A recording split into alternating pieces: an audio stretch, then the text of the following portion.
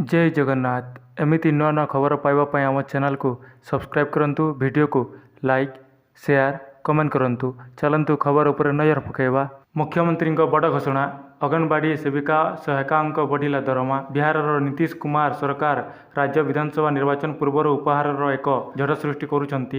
एबे मुख्यमंत्री नीतीश कुमार निजे आगक आसी अंगनवाड़ी सेविका एवं अंगनवाड़ी सहायिका मानपत्र वृद्धि करने को घोषणा करिसेंती। सोमवार मुख्यमंत्री नीतीश कुमार कहिसेंती जे अंगनवाड़ी सेविका पारिश्रमिक 7,000 रु 9,000 को वृद्धि करा जाउछि। सेहीपरि अंगनवाड़ी सहायिका पारिश्रमिक 4,000 रु 4.5 हजार को वृद्धि करा जाउछि।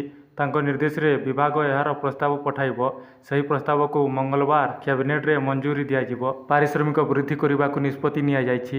यह समस्त कर्मी एवं सहायिका उत्साह वृद्धि करिबो एवं समन्वित शिशु विकास सेवागुड़िक उत्तम भाव में चली पारिबो। एबे अंगनवाड़ी कर्मी को 7,000 टंका परिवर्ते 9,000 टंका एवं अंगनवाड़ी सहायिका को 4,000 टंका परिवर्ते 4,500 टंका सम्मान मिलिबो। मुख्यमंत्री कहते जे यह निष्पत्ति शिशु एवं गर्भवती महिला पुष्टि एवं जीवन धारण मान उन्नति आनिबारे साहाय्य करिबो।